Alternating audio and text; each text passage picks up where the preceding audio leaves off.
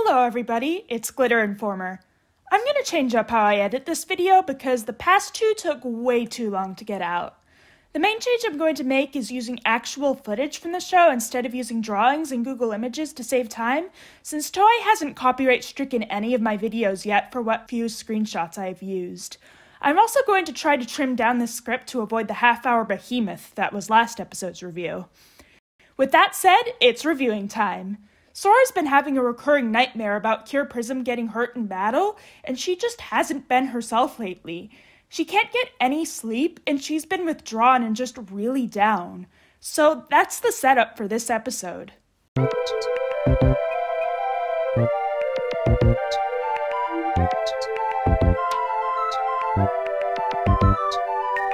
We get the opening theme.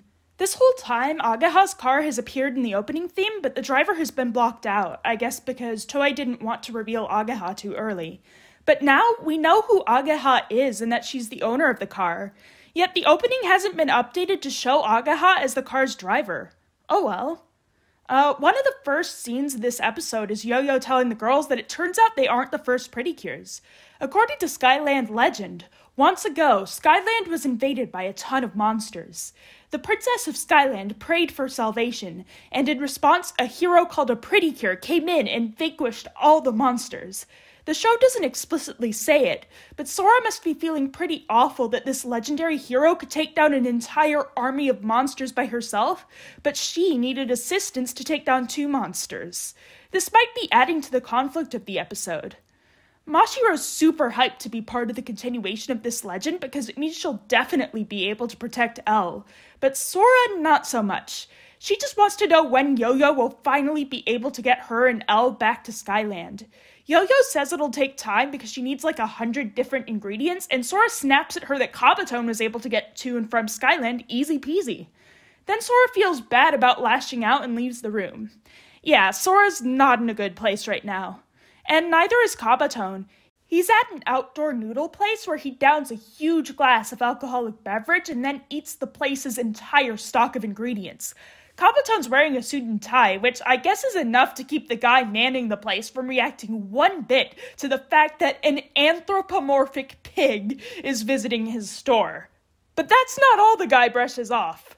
We get our first taste of a villain other than Kabaton, because suddenly the world goes purple and we hear the voice of Kabaton's boss. She does the generic villain boss speech where she says, "You failed me, and there will be consequences if you continue to fail." And the noodle guy is just like, bosses, am I right? Back to Sora and Mashiro. They're on a walk on the town with Elle, and Mashiro is trying to figure out what's going on with Sora. Eventually Sora blurts it out. She doesn't want Mashiro to transform anymore. I really like the storytelling done with the visuals in this scene. The girls are on separate sides of the road when Sora says this line, and cars drive between them to further drive the point home. Mashiro does cross the street to join Sora, though. Sora tells her about the nightmares she's been having, and though Mashiro appreciates that she's been worrying about her, she thinks they can better protect Elle if there's two of them fighting, but Sora wants to fight alone. Unfortunately, their discussion is interrupted by Kabaton summoning his latest Ronborg. He's going all out on this one, using all of the energy he got from eating basically the whole noodle shop earlier. In the end, we have the biggest Ronborg yet, a train Ronborg rather than a bus Ronborg like I thought from the preview from last episode. Also, Kabaton didn't turn himself into a Ronborg like I predicted. Also, Kabaton is basically skin and bones after putting all that effort into summoning the Ronborg, so you can tell this one's going to be super powerful. Once again, the crowd runs away. At this point, you can just assume the crowd is going to run away unless I say otherwise. And because Mashiro is holding the baby, Sora is the only one who gets to transform, much to Mashiro's dismay. Sky doesn't even try to whittle down the Ronborg before using Sky Punch on it, which makes one wonder why she didn't just start out with the finisher in the previous fights. I just assumed Sky Punch only worked once the Ronborg was weak enough to be finished off. This time, the Ronborg is not weak enough to be finished off, and for the very first time, a Ronborg lands a blow on a transformed Sky, sending her plummeting into concrete. All seems lost. But it turns out that the sling Mashiro's been carrying Elle in has had a secret power this whole time. It starts glowing, the straps around Mashiro's shoulders disappear, and the sling floats into the air. Now that Elle is basically carrying herself, Mashiro is free to transform into Cure Prism and help her friend, whether she wants it or not. Why is this seemingly ordinary sling actually magical? Well, Yo-Yo gave it to her back in episode 2. I guess it's another one of those Magic Skyland things. Also, this means yet again we have 2 transformation sequences that are each played in full to pad out the runtime. Cure Prism jumps up to the top of the building Cure Sky is on to rescue her, and Elle follows her. This is kind of an issue since, Kabaton is after Elle. Fortunately, just as Kabaton lunges for her, the girls are able to jump away just in time.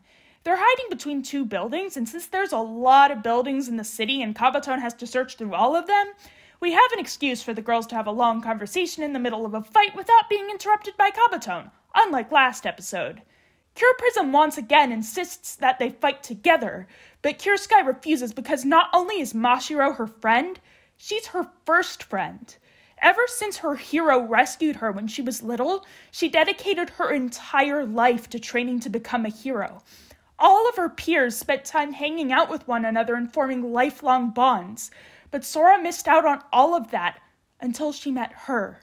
Now, the thought of her only friend getting hurt terrifies Cure Sky to the point of tears. But then, Kabaton and the Ronborg find the girls, and they're forced to continue their conversation while on the run. We get a really cool fight scene with the characters using the entire city to their advantage, leaping off of signs and jumping off the walls. I do wonder where everyone in the buildings is, though. The giant Ronborg causes entire buildings to fall over. You'd think some people would be getting injured or even killed in all this. Does the magic force that reverts all collateral damage also revert civilian injuries and deaths? Anyways, Cure Sky and Cure Prism get hit by a train and smacked into concrete walls yet again. I hate it when that happens. The only one who doesn't get hit is Elle, leaving the Ronborg in just the right position to grab her. Why doesn't Elle just fly away? I guess so we can have this dramatic scene where Cure Prism leaps into action to save her. I guess Cure Sky's too worn out from having been smacked into concrete twice today, so all she can do is watch as her worst nightmare is coming true. Her friend is leaping into the path of an extremely powerful foe who is ready to strike, and it seems inevitable that Cure Prism will be seriously hurt. But she isn't hurt. When the Ronborg throws a punch at her, Cure Prism dodges and throws projectiles at the Ronborg.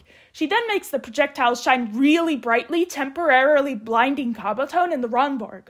While they're incapacitated, she tells Cure Sky that she feels the same way about her. She's her friend, she's worried about her, and she wants to protect her as well. That's exactly why she wants to fight by her side. Cure Sky doesn't say anything, but it's clear by the tears in her eyes and the loosening of her fist that her friend's words have gotten through to her. And that's not all. A mysterious light briefly glistens in Elle's eyes. Once Kabaton is finally able to see again, he and the Ronborg power themselves up even more, but Cure Sky and Cure Prism stand together to face off against them. Cure Sky finally agrees to fight alongside her friend, and she at last calls her Prism instead of Mashiro. Now that they're finally ready to work as a team, a power is unlocked inside Elle. She shoots 2 beams at the Cures, creating 2 more disc thingies, one for each of them. Both of the disc thingies are identical. They're blue and pink. Again, Cure Prism is a white cure, not a pink cure. This isn't that hard. They put their new disc thingies into their stick thingies and perform a new finisher attack together. Updraft Shining. It's a pretty cool finisher. We start off strong, with Cure Sky saying Sky Blue as the word blue appears in her stick thingy, and Cure Prism saying Prism White as white appears in her stick thingy. Hey look, they finally remembered that Cure Prism is a white cure. But not for long because they shoot lasers out of their stick thingies, and while Cure Sky's laser is blue, Cure Prism's is pink. It really isn't that hard, guys. Anyways, a circular platform appears in the air and sucks the Ronborg up into it like a UFO. There's a huge cloud of smoke as the 2 cures jump away. And that's the attack. Oh yeah, and the music's a bop too. It's a really good finisher, other than the whole forgetting Cure Prism's color thing, but that's to be expected at this point. So the fight's over and the day is saved. But before the girls get down from the top of the building they're on, de-transform, and go home, Cure Sky asks, and I quote, "Can we hold hands a little longer?" They're totally gay for each other. The show ends with Sora drawing a picture of her and Cure Prism in her handy-dandy notebook, with the caption, "The two of us are pretty cure," or in Japanese, "Futari wa pretty cure." Hey, that's the title of the first season. That's sweet. Our ending theme cameo this time around is Cure Summer, the lead cure for the 2021 season, Tropical Rouge Pretty Cure. I heard on the Pretty Cure wiki that starting with this episode, they'd be selecting the cameo cures via popular vote. But to me, it seems like they're going backwards chronologically, choosing the lead cure of each season. First Cure Princess from 2022, and now Cure Summer from 2021. It just seems a little too pattern-like to me. And that's our episode. It was great. Where do I even begin to list what I liked about this one? The core conflict of this episode was really engaging. I really empathized with both Sora and Mashiro. I found their problems believable and how they overcame those problems to be believable as well. I liked the usage of visual storytelling that showed the characters' struggles without expositing them straight to our faces. The fight scene this episode, while still not as Sakuga-tastic as episode 1, was still pretty neat with how it used the entire city as a playground for the Cures and the Ronborg. Also, the characters weren't ridden into being idiots for the sake of the plot. With the sole exception of the part where the Cures got their new disc thingies, there was never a moment where Kabuto just sat around letting the heroes talk for no reason. And I liked the new finisher attack. Overall, there's a lot to enjoy with this new outing, and it's nice to see that last episode's dip in quality was far from permanent. I'm really looking forward to next time.